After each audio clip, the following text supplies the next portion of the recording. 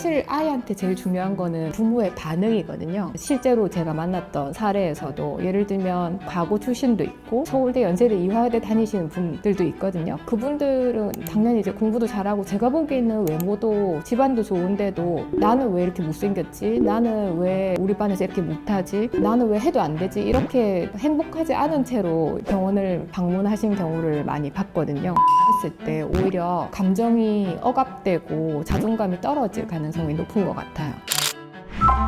안녕하세요. 저는 강동 더마음의원에서 소아정신과 전문의로 일하고 있는 최미지라고 합니다. 행복의 가장 결정적인 요소라고 생각을 하는데요. 예를 들면 우리가 생각하는 객관적인 성공이 있잖아요. 뭐 돈을 많이 번다든지 되게 유명한 사람이 된다든지 그런 성취를 하더라도 자존감이 낮으면 주관적으로 느끼는 행복감은 높을 수가 없는 것 같아요. 물론 이제 외적인 성공이 중요하지 않은 건 아니지만 자존감이 뒷받침이 되어야 인생을 행복하게 살 수 있는 것 같아요. 대부분 아이 키울 때 신경 쓰는 거는 공부를 더 잘하길 바란다든지 학급에서 회장이 되길 바란다든지 좋은 대학에 가길 바란다든지 이런 외적인 성공이나 성취를 이루는데 포커스가 많이 맞춰져 있잖아요. 부모로서 제가 보기에는 뭐 수학 점수라든지 돈을 얼마나 벌었다든지 어느 대학에 합격한 것 같은 그런 외적인 성취는 눈에 보이기 때문에 오히려 더 그 성취를 요구하고 키우고 하기에는 더 쉬운 것 같아요. 근데 자존감이란 건 눈에 보이지 않는 요소이고 제가 겪은 바로는 우리 아이들이 뭐 반에서 1등을 하든 과학고나 뭐 특수목적 고등학교를 가든 좋은 학교를 가든 해도 자존감이 낮았던 경우에는 아이가 만족감이나 자신감이나 행복감을 느끼지 못했던 것 같아요. 실제로 제가 만났던 사례에서도 예를 들면 과고 출신도 있고 서울대에 좋은 과를 다닌다든지 서울대, 연세대, 이화여대 다니시는 분들도 있거든요. 그분들은 당연히 이제 공부도 잘하고 제가 보기에는 외모도 출중하신 것 같고 집안도 좋은데도 나는 왜 이렇게 못생겼지? 나는 왜 우리 반에서 이렇게 못하지? 나는 왜 해도 안 되지? 이렇게 행복하지 않은 채로 병원을 방문하신 경우를 많이 봤거든요. 이제 좋은 대학교를 간다고 하면 당연히 그거는 환영할 일이지만 간다고 해도 이제 자존감이 뒷받침되지 않으면 행복에서는 충분 조건은 아닌 것 같다는 거죠. 행복은 아이가 주관적으로 느끼는데 외적인 성취 외에도 자존감이 뒷받침되어야 행복감을 느낄 수 있다? 자존감이 높은 아이들은 한마디로 있는 그대로 자기 자신을 잘 수용하는 친구들인 것 같아요. 수용이랑 만족이랑은 조금 다른 얘기인데 그러니까 예를 들면 내 키가 마음에 안 들어 난 더 키가 컸으면 좋겠어 이렇게 생각할 수 있잖아요. 그치만 내 키에 만족을 못해도 그래도 어떡하겠어 이 키 정도면 뭐 괜찮지? 이건 자기 수용이라고 할 수가 있거든요. 그러니까 아이가 지금 상태의 자기 외모나 자기 성적이나 자기의 장점 단점에 만족하지 않더라도 그래도 이 정도면 난 괜찮은 사람이야 이렇게 생각할 수 있는 게 자기 수용이고 그게 수용이 되는 사람이 자존감이 높은 사람인 것 같아요. 그러니까 현실에 안주한다기보다는 앞으로 발전할 노력은 하지만 지금 현재 자기를 부정하지 않고 끊임없이 자기를 비난이나 비판하지 않는다고 하는 게 맞는 얘기인 것 같고 예를 들면 수학을 95점 받았어요 이번에. 그럼 수학 95점을 맞고 열심히 했는데 아깝다 다음번에 100점 맞았으면 좋겠다 이런 친구는 자존감이 높고 자기를 수용하는 친구라고 할 수가 있고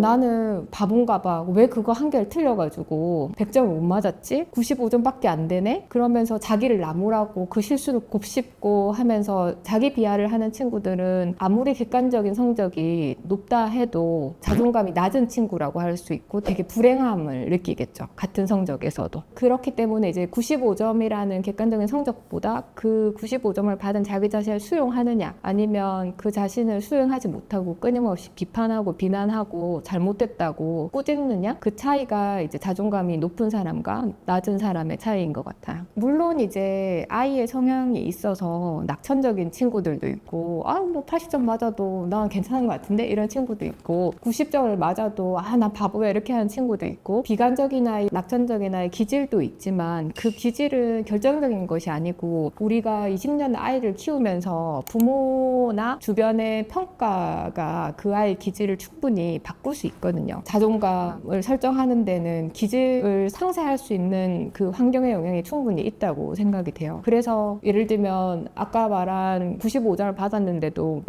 너는 뭐 그것도 못하니? 100점 맞을 수 있었는데 왜 실수한 거야? 이런 식으로 부모님이 계속 반응을 했을 경우에 당연히 자존감이 떨어질 가능성이 높겠죠. 하지만 그 결과에 대해서 충분히 부모님이 수용을 하고 수용하는 모습을 아이가 또 받아들여서 아이가 자기 자신을 수용하면 그게 자존감을 높이는 이제 핵심적인 양육 방법인 것 같네요. 아이들이 자라나는 시기를 한 3가지 정도로 나눌 수 있을 것 같은데 초등학교 취학 전 유치원까지랑 초등학교 시절이랑 청소년기 이렇게 나눌 수 있는 것 같거든요. 그래서 이제 뭐 아동기, 학령기, 청소년기 이렇게 나눌 수 있을 것 같은데 자존감은 학령기부터 그러니까 초등학교 들어가면서부터 많이 형성되기 시작하는 것 같아요. 근데 이제 기본적인 바탕이 물론 초등학교 이전에 형성은 되고 그때는 내가 사랑받는 사람인가 아닌가 그 정도 2가지 크게. 근데 이제 거기서 사랑받는 사람인가로 넘어가면 기본적인 토대는 되어 있는 것 같고 거기서 이제 초등학교에 들어가면 본격적으로 학습 시작되고 한 반에 똑같은 시간 동안 똑같은 문제를 풀게 하고 똑같은 걸 배우면서 비교가 되기 시작하니까 학습의 성취도에 대한 기대를 하게 되니까요. 선생님이나 부모님이나 아이 자신도 마찬가지로. 그래서 그때부터 초등학교부터 자존감에 대한 고민을 아이들이 많이 하게 되는 것 같아요. 자존감을 높이는 데 있어서 가장 중요한 건 결과적으로 아이가 자기 자신의 흠이나 부족함도 수용할 수 있어야 된다고 했잖아요. 그렇게 하려면 이제 부모가 아이의 흠이나 결점을 수용하는 모습을 보여주고 그 코멘트를 많이 해야지 아이가 그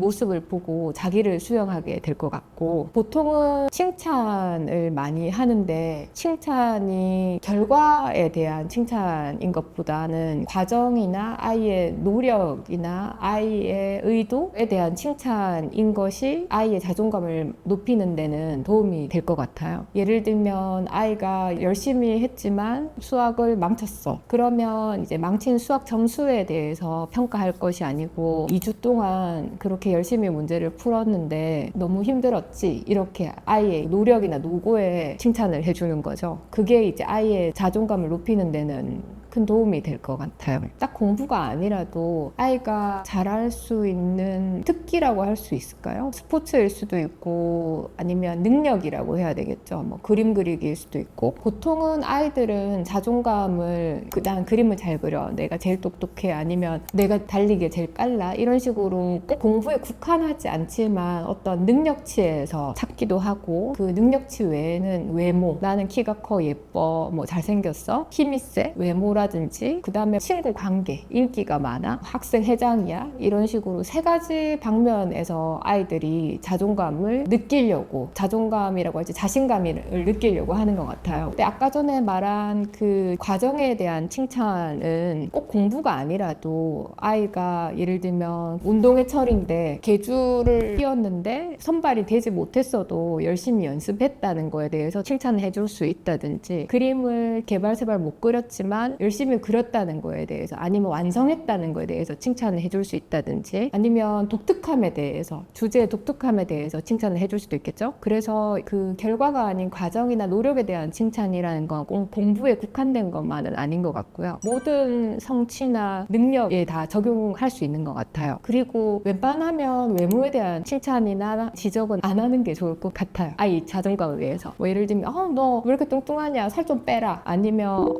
키가 작아가지고 다 옆집 애들 키가 크던데 뭐 이렇게 한다든지 아니면 뭐 반대로 너 왜 이렇게 말랐니 밥 좀 많이 먹어라 이렇게 한다든지. 그래서 외모에 대해서는 사실은 아까 그 성취나 성공과 달리 우리가 바꿀 수 있는 게 아니잖아요. 그래서 그 외모에 대한 칭찬이나 비난은 좀 안 하는 게 좋을 것 같다는 생각이 드네요. 사실 아이한테 제일 중요한 거는 부모의 반응이거든요. 말보다는 표정이나 제스처가 더 중요하긴 하죠.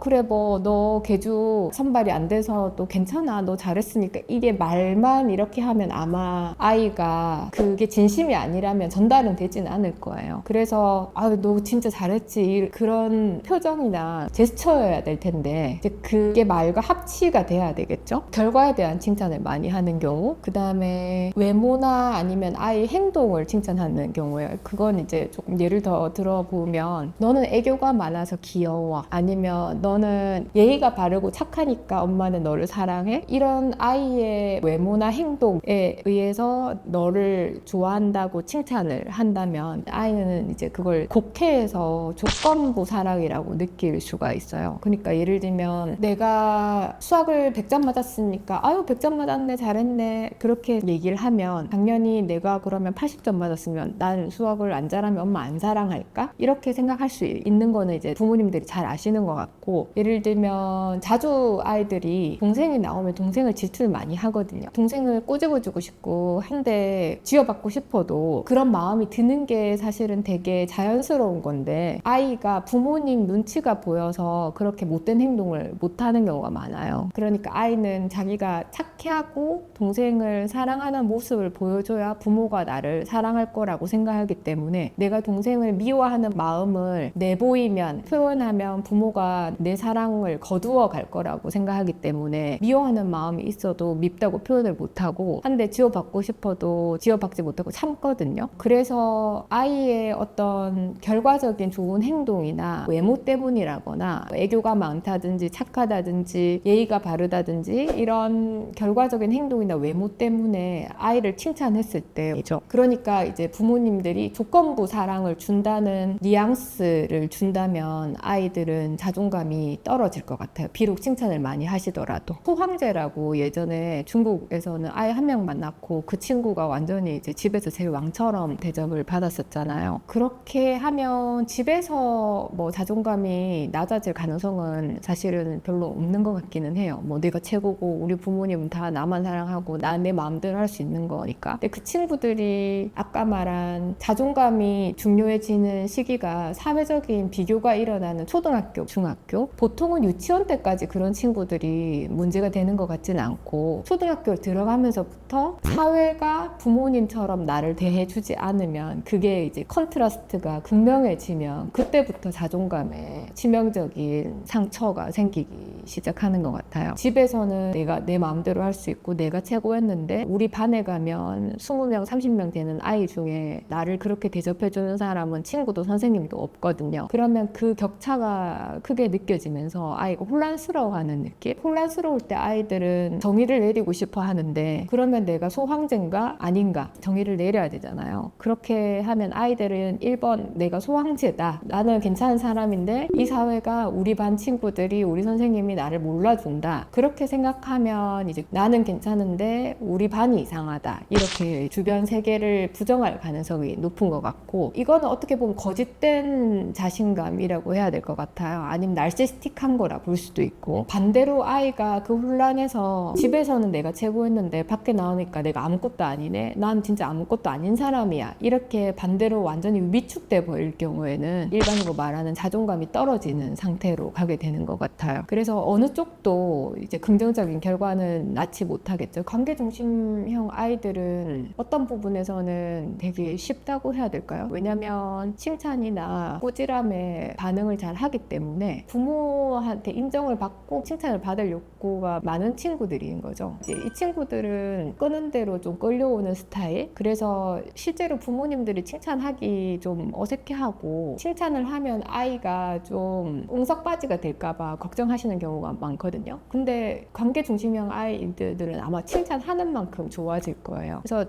좀 과하다 싶을 정도로 할 수 있는 만큼 다 과하게라도 막 웃으면서 크게 칭찬을 해주면 도움이 많이 될 것 같고, 대신에 이 아이들의 약점은 끌려다니는 거겠죠. 주변의 요구나 주변의 의견이나. 그래서 그 약점을 조금 보완을 어떻게 할지 고민을 해봐야 될 것 같아요. 자기 소신을 가지고 원하는 바를 밀고 나갈 수 있게. 관계중심형 아이들은 타인의 평가에 좀 민감하겠죠. 그래서 타인의 평가는 사실은 부모의 반응이랑 같은 얘기거든요. 아이들한테는. 관계중심형 아이들은 자기가 잘했어도 부모의 표정이 시큰둥하다든지 무관심하다든지 하면 아이가 잘했다고 느끼지 못할 가능성이 높은 거죠. 그래서 관계중심형 아이들한테는 반응을 좀 더 정확하게 해주고 더 크게 해주는 게 중요하지 않을까, 그런 생각이 드네요. 좀 산만하고 흥미를 추구하는 친구들은 다대1의 상황은 좀 약하다고 보시면 될 것 같아요. 그래서 학교 수업보다는 두세 명 규모의 소그룹으로 뭔가를 교육을 시킨다든지, 아니면 뭐 제일 좋은 거는 1대1로 붙어서 하는 게 제일 도움이 되겠죠. 근데 일단은 사람이 많을 때는 아이가 다루기가 힘들 거라는 걸 인정을 하고, 얘가 왜 이러냐, 이때 왜 이게 안 되지? 이런 질문을 조금 내려놔야 되는 것 같아요. 아예 1대1로 하자, 이런 식으로 마음을 먹어야 될 것 같고, 청킹을 한다고 하죠. 예를 들면 한 단원을 다 풀 수 있는 친구가 있고 한 페이지밖에 못 푸는 친구들이 있잖아요. 그래서 이 친구들은 한 단원을 다 못 풀 거라고 일단은 기대를 내려놔야 되는 거죠. 그래서 청킹을 해서 작은 조각으로 만들어서 한 페이지 한 페이지 한 페이지가 풀 때마다 보상을 준다든지, 리워드를 줘서, 보통 게임이 그렇거든요. 책처럼 한 권을 쭉 다 읽어야 되는 게 아니고 레벨 1을 끝내면 보상이 있고, 이런 식으로 작은 성취에 항상 보상이 따르거든요. 그러니까 친구들은 작은 양의 보상을 자주 주고 하는 방식으로 접근을 하는 게 더 효과적일 것 같네요. 어른스러운 아이는 좀 조심해야 될 것 같은데, 어른스럽다는 게 아이가 어른스러워서는 안 될 것 같거든요. 왜 아이가 어른스러울까 고민을 조금 해보시는 게 좋을 것 같아요. 제가 아까 예를 든 것처럼 동생한테 자기 것도 양보하고 자기 장난감도 만지게 하고 잘 대해주는 그런 친구 있잖아요. 그런 친구가 어른스러워 보이는 친구인데, 사실은 엄마가 내가 이렇게 하면 칭찬해주겠지 하는 조건부 사랑을 기대하고 아마 그렇게 어른스러운 행동을 할 거라고요. 근데 아이들은 절대로 양보하거나 사이좋게 지내고 싶어 하는 마음이 있을 수가 없어요. 동생들이랑 특히. 그래서 시기하고 질투하고 밉고 짜증내고 못 참고 자기가 하고 싶은 대로 하고 싶은 게 아이들인데, 그 마음을 왜 표현하지 않고 어른처럼 그렇게 참고 사회적으로 행동하는지, 어떻게 보면 우리가 얘기하는 페르소나를 쓰고 있다고 볼 수 있는데, 아이가 아이 얼굴 맨 얼굴로 우리 부모를 대하지 않고 어떤 두꺼운 가면을 쓰고 부모를 대하는지 깊이 고민을 해봐야 될 문제 같이 보이네요. 낙관주의형 아이들은 이제 자존감이 떨어질 가능성이 적은 친구들이죠. 항상 긍정적으로 생각하고, 그럴 수도 있지, 잘 수용하고, 예를 들면 아까 말한 수학 점수로 얘기한다면 뭐 70점을 맞아도 뭐 그럴 수도 있지, 자기를 잘 수용하는 친구이기 때문에, 이 친구들은 예민하고 막 자존감이 떨어져서 막 자기를 비난하고 이렇게 할 가능성은 그렇게 높지는 않은 것 같아요. 그래서 어떻게 보면 좀 키우기에는 쉬운 친구들인 것 같고, 다만 조금 우려해야 될 부분은 필요한 걱정이나 불안도 조금 적다는 거. 그래서 다른 사람을 너무 믿을 수도 있고, 미리 예비하거나 준비할 가능성이 낮고, 실수 같은 게 있을 수 있죠. 그래서 아이가 낙관적인 경우는 부모가 미리 다 해주는 경우가 많거든요. 우산 가져가라, 뭐 오늘 비 온다던데, 아니면 내일 뭐 받아쓰기인데 오늘 시험 공부하고 가자. 근데 이런 경우에는 부모님이 좀 불안하시더라도 아이가 스스로 시행착오를 겪도록 조금 기다리시는 게 되게 중요한 것 같아요. 아이가 하루 우산을 안 가져가서 비를 맞는다고 해도 큰일 나지 않고, 받아쓰기에 많이 틀려도 큰일 나지 않거든요. 근데 이 친구들은 미리 걱정하기보다는 일단은 일어나 어떤 일을 실제로 경험하고 그 일을 겪어야만 배우게 되는 친구인 것 같아서, 친구와의 다툼도 그렇고 그냥 큰 일이 아니라면 조금 겪어보게 하는 게 도움이 많이 될 것 같네요. 이 친구들은 다른 말로 좀 예민한 친구라고 해야 될 것 같아요. 작은 실수를 해도 곱씹고 저녁까지 계속 생각하고, 그 친구가 어떤 얘기를 했을 때 그 일을 못 잊고 왜 그런 말을 했을지 생각해보고, 작은 실수를 하면 엄청 후회가 되고 그런 친구들 같거든요. 그런 친구들이 자존감이 떨어질 가능성이 기질적으로 조금 높은 친구들인 것 같고, 이 친구들이 이렇게 곱씹고 또 생각 생각하고 그냥 넘기지 못하고 예민하게 굴고 잘 못 넘어가면 부모 입장에서는 처음에는 좀 안타깝긴 하지만 같이 지내다 보면 힘들어요, 키우는 게. 그래서 이제 이 친구들한테 이제 부모들이 제일 많이 하게 되는 얘기는 그만 좀 해라거든요. 아이가 아까 전에 그거 괜히 그렇게 했어, 그 말 괜히 한 것 같아 이렇게 얘기하면 괜찮아, 걔 괜찮을 거야, 내일 가서 확인해보자 이렇게 얘기를 하면 아이가 아니야, 그래도 걔가 기분 나빠하면 어떡하지? 그래도 이제 괜찮다고 이렇게 아이는 계속 그 말을 계속 하거든요. 그러니까 이제 부모 생각에는 도저히 이해가 안 되고 이제 좀 그만하면 좋겠는데 그 불안을 놓지 못하고 계속 곱씹기 때문에 버럭하고 그만 좀 해, 그 별거 아닌 거 가지고 그만하라고 이렇게 소리를 지르게 되는데, 그렇게 되는 결과를 원천적으로 아예 막을 수는 없겠지만 그래도 한 번은 이해를 해보려고 하는 좀 노력을 더 하는 게 아이한테 도움이 되기는 될 것 같아요. 그러니까 결국에는 그만 좀 하라는 얘기를 한다 해도 아이가 한두 번 말했을 때 하기보다는 5번, 6번 했을 때 조금 더 기간을 더 두고 아이를 이해한다든지 기다려준다든지 그 감정을 좀 수용한다고 해야 될까요? 그렇게 하는 게 아이의 자존감을 높이는 데 도움이 많이 될 것 같네요. 있는 그대로 아이를 수용하는 게 아이의 자존감을 높이는 데 가장 중요한 것 같아요. 있는 그대로의 엄마로서의 자기 자신을 수용하는 것도 아이를 잘 키울 수 있는데 큰 도움이 되는 것 같거든요. 그래야 이제 자기의 자존감이 높아지고 상대의 자존감도 존중할 수 있는 여유가 생기는 것 같습니다. 아이의 자존감을 위해서 우리 아이 있는 그대로 봐주세요.